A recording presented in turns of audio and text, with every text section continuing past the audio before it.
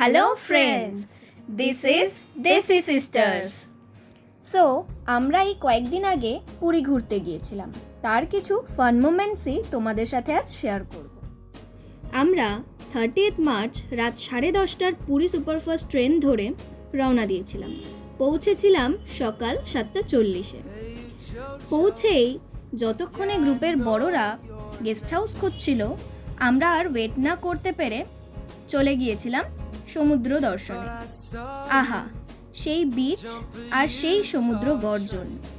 কিন্তু সূর্য মামাও বেশ ভালোই রেগেছিলেন।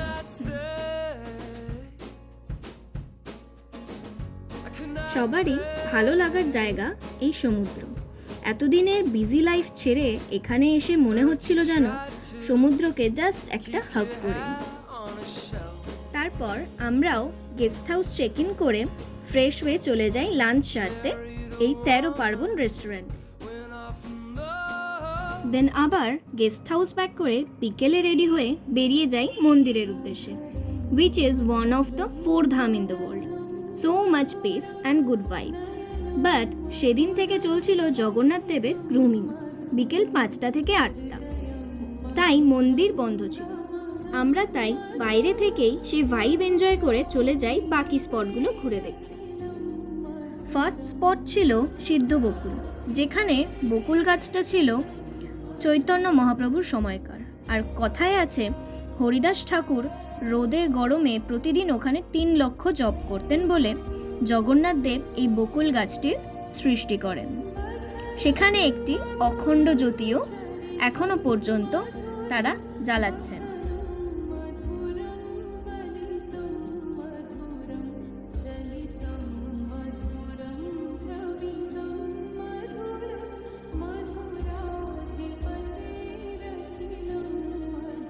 যেহেতু এইসব জায়গা সবাই ভিজিট করে না, তাই জন্য কিন্তু আমরা বলতে গেলে এই মন্দিরগুলোতে একাই ঘুরছিলাম।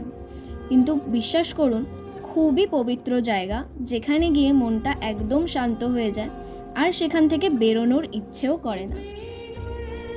আমাদের এবারে নেক্সট স্পট ছিল গম্ভীরা, যেখানে চৈতন্য মহাপ্রভু 18 বছর গুপ্তভাবে সাধনা করেছিলেন। যেহেতু ওটা গোপন স্থল, তাই ভিডিও ওনারা করতে আমাকে দেননি। কিন্তু আপনাদের সকলকে আমার একটাই রিকোয়েস্ট, পারলে এই দুটো প্লেস ভিজিট করতে পারেন।